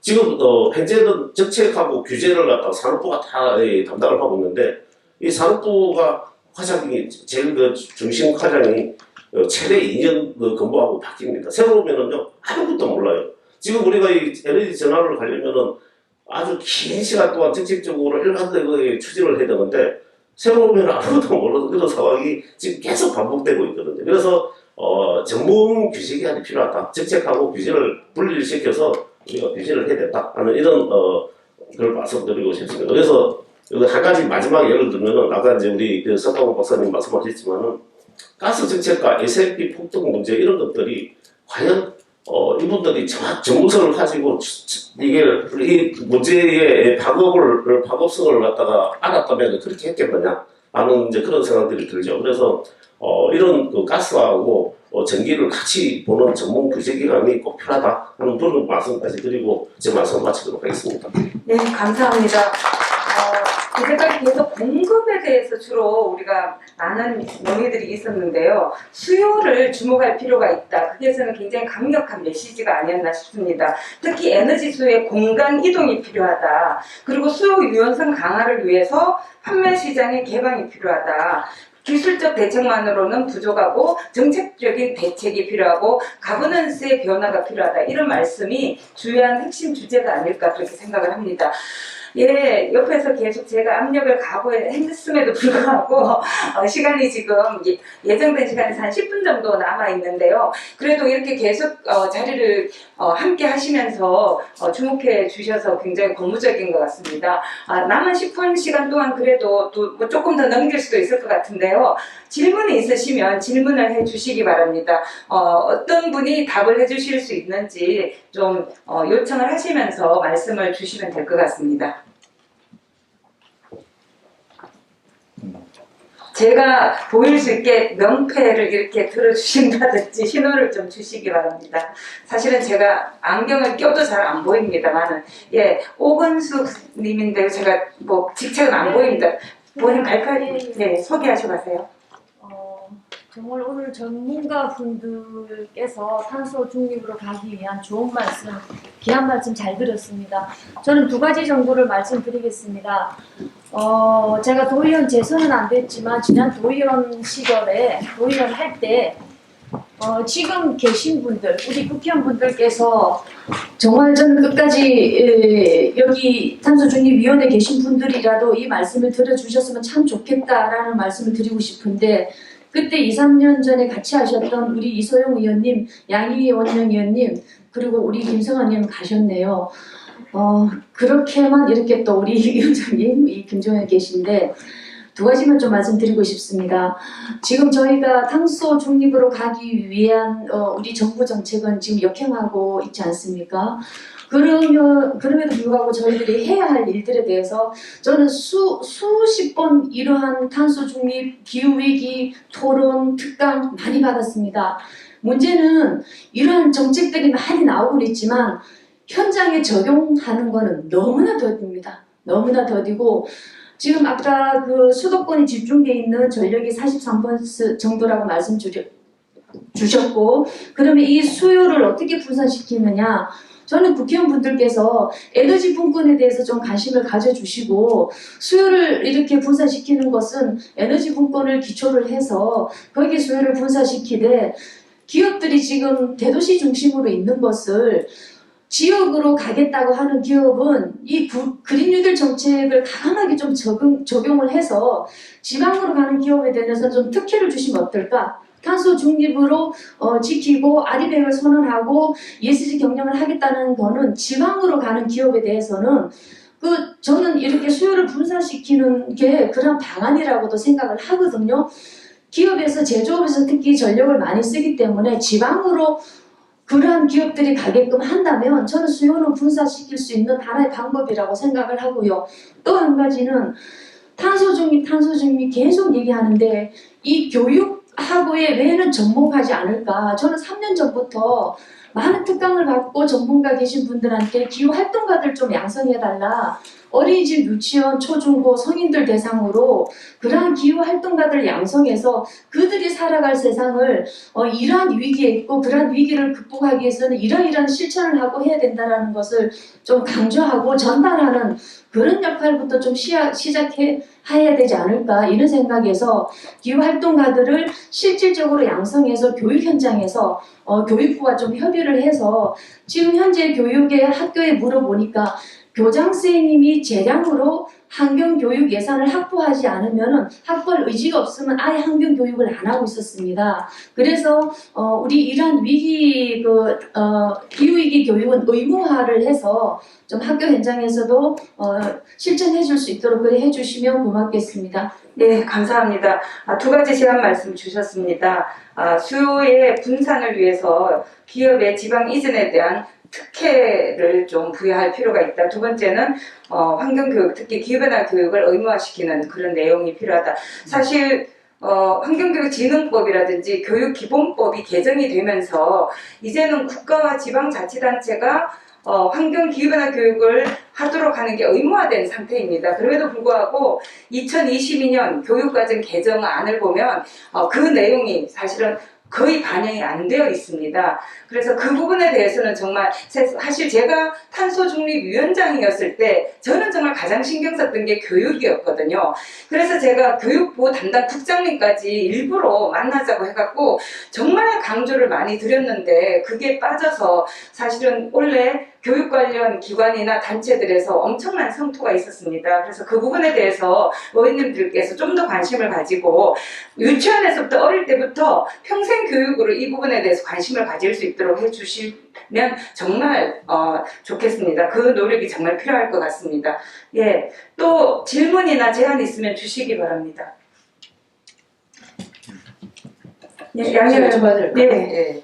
그 석광훈 박사님께서 내용을 많이 준비하셨는데 시간을 저희가 독촉을 하면서 얘기를 충분히 못하신 것 같아서 좀 안타까운데요. 아까 말씀하신 S&P 상한제가 이제 그렇게 도매 가격에 대해서 개입을 하는 게 문제가 있다는 취지로 말씀하신 것 같은데, 근데 내용을 보면 발전용 LNG에만 가격 상한제를 적용하는 게 훨씬 효율적이다. 그래서 사실은 시작하는 게 도시가스 요금에 대한 억제를 발전 요금 가스로 그러니까 전가했다잖아요. 전가하고 그게 결국은 전기요금으로 전가가 된 이 과정을 보면 전기요금의 도매 가격을 억제하는 것이 아니라 이 발전용 가스 요금을 억제하는 것이 그게 해답이다. 그 말씀을 하신 거잖아요. 그렇죠? 근데 지금은 전기요금의 도매 가격을 억제하다 보니 어떻게 보면 재생에너지 쪽을 어떻게 보면 이제 부작용으로 이제 피해를 입게 되고 그쪽에 금융이 일어나지 않으면서 사실은 안 그래도 지금 어려운 상황인데 재생에너지 확대에 굉장히 어려운 정책 신호가 돼버린 거다. 그렇게 아마 지적하신 것 같습니다. 스페인은 발전용 LNG에만 가격 상한제를 적용하면서 오히려 재생에너지 쪽에 가격이 떨어진다 이 말씀을 해주신 그렇죠. 거예요. 이제 경쟁력이 이제 네. 사실은 많은 분들이 이 도시가스 요금과 전력 요금의 연동이라든지 교차보조 이 문제를 잘 모르고 있거든요. 그 부분을 좀 설명을 해주시면 될 것 같아요. 쉽게 생각을 하시면은 현재 정책 때문에 현재 기준으로 비교하면은 스페인이나 다른 유럽, 그러니까 스페인만 기준으로 보면은 발전용 가스 가격이 1이라면은 그 주택용 도시가스 가격이 2가 됩니다. 현재 가격 보면은. 우리나라는 그게 완전히 반대로 되어 있습니다. 그 아까 그 자료에 보시면 숫자까지 지금 제시를 했는데요. 그게 무슨 얘기냐면은 이게 스페인뿐만 아니라 어느 나라나 당연히 발전용 가스가 쌀 수밖에 없습니다. 그거는 여러 가지 물량이나 그건 산업용하고 그 주택용 전기요금 문쟁이가 있을 때하고 똑같은 이야기인데요. 근데 그런 것들이 결과적으로 근데 우리는 그런 보조 정책, 도시가스를 빨리 많이 보급해야 된다 이런 그 정책 때문에 이런 보조 정책이 수십 년간 과명화되었는데 이제는 끝날 때가 됐다. 이제 우리나라가 도시가스 보급률 85%로 네덜란드, 영국 다음에 이어서 지금 그러니까 공동 세계 2위인데요. 그 두 나라는 다 또 가스전을 갖고 있는 나라들입니다. 근데 그 나라들이랑 우리랑 지금 거의 비슷한 수준이라고 한다면 이제 우리는 이제 더 이상 보급률을 더 늘릴 필요도 없고 이제는 수요 관리 단계로 넘어가야 되고 그러려면 요금의 원가를 반영하는 시장 체제로 가는 게 바람직하다 이렇게 그런 취지에서 말씀드렸습니다. 당에서 이게 에너지를 마치 공공재인 것처럼 공공재는 제가 마음껏 써도 그리고 내가 비용을 안 내도 다른 사람이 대신 낸다거나 아니면 다른 사람이 내가 쓴 것 때문에 못 쓰게 된다거나 그런 게 아니거든요. 공공재는 마음껏 써도 되고 돈 안 내도 되고 그게 공공재인데 근데 에너지는 뭐 가스든 석유든 전기든 이거는 내가 돈을 안 내면 누군가가 돈을 내야 되고 내가 많이 쓰면 누군가는 그걸 못 쓰는 거예요. 네. 그래서 그 개념이 좀 바뀌어야 되는 거고 그래서 제대로 가격을 내야만 그 위기가 우리가 기회로 올 수 있는 거라. 전 세계가 지금 에너지 위기로 재생에너지에 막대한 투자가 일어나고 금융도 생기고 그리고 국민들도 이제 그걸 체화하면서 단열에 대한 투자, 재생에너지에 대한 투자 이런 것들이 지금 물밀듯이 일어나고 있는데 예전에 오일피크 때 그때 원전 기술도 사실 발달했고 그때 재생에너지도 시작이 된 건 상황인데 우리나라는 이 에너지 위기를 가격을 통제하는 형태로 되면서 이게 도무지 기회가 오고 있지 않고 그게 결국은 산업에 영향으로 가면서 이 그린 몬스터를 뛰어넘지 못하는 상황이 되는 게 아닌가 그 말씀을 저는 세 분이 공의해 주신 게 아닌가 생각합니다. 네, 도시가스 같은 경우는 주로 우리가 난방용으로 가정에서는 물론 취사도 하지만 난방용으로 많이 쓰기 때문에 계절적인 수요의 변동이 있어서 사실 저장이나 이런 게 쉽지 않죠 여름철에는. 그래서 근데 발전용 같은 경우는 사계절 내내 쓸 수 있기 때문에 사실 더 싸게 공급이 되는 게 정상인데 우리는 그게 역전돼 있는 상황인 것 같아요.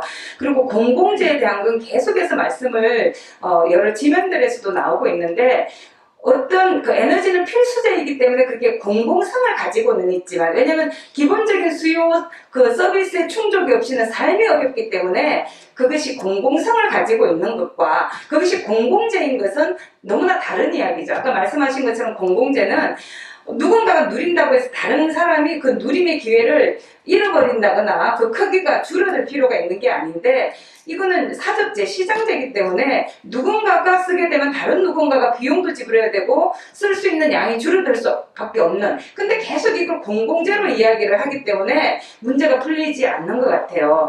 그래서 기본적인 에너지 서비스를 충족하게 하면서도 시장이 신호를 주는 역할을 함으로써 수요 관리가 가능할 수 있는 방향으로 가야 된다. 이게 우리가 기본적으로 지켜야 되는 원칙이 아닐까. 그 원칙을 새로 정말 잘 세워서 국민들과 교감하고 이게 소통이 되고 그래서 사회적 공감대를 늘리면서 정책에 대한 수용성을 높이도록 하는 것. 그게 정말 필요하고도 중요한 일이 아닐까 생각을 합니다. 예, 시간이 조금 넘었지만 혹시 제안이나 질문이 있으시면 한 분 정도 더 받도록 하겠습니다. 네, 지금 네, 경기도 탄소중립위원장 최정환입니다. 지금 정부가 이제 그 탄소 중립 역행하는 재생에너지를 급격하게 줄이는 그런 조치들을 하고 있는데 그래서 현장에서는 이미 이제 공무원들이 이 태양광과 관련된 사업을 안 하려고 합니다. 그거를 하기를 두려워하고 그리고 여러 가지 현장에서 실제로 태양광을 설치하려고 했던 분들도 정권이 바뀌면 해야 되는 거 아니냐. 지난 11월 3일 날 에너지 무슨 정책 3자부가 발표하면서 정책 대선이라는 이름으로 여러 가지 뭐 SMP 상한제라든지 거기 있는 몇 가지 독소 조항들이 지금 사람들이 이거 하면 큰일 나겠다라는 구체적인 것들을 이렇게 와닿게 했거든요. 그래서 지금 세계적인 추세로 보면은 저희가 정권이 바뀔 때까지 기다릴 수도 없고 그런 측면에서 저희들이 작전상 이렇게 담론으로 거대하게 충돌하는 거는 또 이제 필요하겠지만은 그 저쪽에서 이제 하듯이 몇 가지 지침이나 방침들을 바꿈으로써 현장을 이렇게 주저앉혀 버리는 이제 그게 이제 저쪽 작전인데 마찬가지로 저희도 가지고 있는 유일한 무기가 국회가 다수라는 것밖에 없다라는 생각이 들거든요. 그럼 그 속에서 우리가 그 구체적이면서도 이 재생에너지에 꼭 필요한 부분들, 핵심적인 부분들이 이념적인 논쟁으로 가지 않고 그것들을 저희 다수 의석으로 이렇게 관찰해 나가는 그런 좀 작전이 필요하지 않을까. 반드시 해결해야 될 법안이 무엇인가, 반드시 해결해야 될 지침이 무엇인가, 그거 리스트를 만들어서 분과별로 의원님들이 공유하고, 이게 뭐 거대 담론은 아닌데 실제로 그거를 하냐 안 하냐, 이번에 S&P 그거 탁 하는 바람에 바로 안 하려고 하더라고요. 그래서 그런 것들을 그 논쟁으로 가지 말고 좀 지혜롭게, 또 대신에 우리의 강력한 힘으로 갈 수 있는 그런 리스트를 확보하고 이렇게 밑바닥에서 작업하는 게 필요하지 않을까라는 생각을 해봅니다. 예. 항상 드는 생각이요. 뭔가 할 때 드는 비용이나 부작용만 자꾸 생각하는데 하지 않았을 때 발생하는 문제와 부작용과 우리의 피해를 좀 더 잘 드러낼 필요가 있다고 생각을 하고요. 그걸 위해서 정말 말씀하신 것처럼 전략적으로 어떻게 접근할 것인가. 외부에서는 민주당이 다수당이기 때문에 마음만 먹으면 뭐든지 할 수 있는 거 아니냐는 그런 시각이 많거든요. 그래서 좀 더 그 치밀한 작전을 가지고 국가적인 이런 상황, 위기적 상황을 잘 돌파해내기를 정말 탄소중립위원회가 상설화된 만큼 그렇게 요청을 드리고 싶습니다. 국민의 한 사람으로서. 네. 예. 그러면 마지막으로 우리 위원장님께서 한 말씀, 소회를 말씀해 주시고요. 또, 부원장님께서도 위원장님께서 그렇게 두 분이 말씀을 주시는 걸로 마치도록 하겠습니다. 저는 아까 말씀드린 걸로 가름합니다. 네. 오늘 충분한 시간 드리지 못해서 죄송한데, 이제 각 분과별로 정책 자문을 좀 결합해서 해주시고, 이런 내용들을 이례적인 이런 뭐 토론, 기조발제나 토론문 정도로서는 불가능하지 않습니까? 아주 최재관 위원장님 말씀하셨던 것처럼 아주 디테일한 작전을 짤 수 있도록, 그렇게 이번 2기 탄소중립위원회는 우리 입법권, 예산권을 다루고 있는 의원들하고 현장에서 또 학회에서 연구하신 분들이 원팀이 돼서 살살살 실질적인 성과를 이루어내도록 그렇게 한번 했으면 좋겠습니다. 예, 말씀 감사합니다. 저희들도 꾸준히 지원하는 역할을 잘 감당하면 좋겠습니다. 예, 그러면 오늘 탄소중립위원회 출범 정책 토론회, 기념 정책 토론회는 이걸로 마치도록 하겠습니다. 예, 참석해주신 모든 분 감사드리고요. 앞으로도 꾸준한 소통 이어가기를 기대합니다. 감사합니다.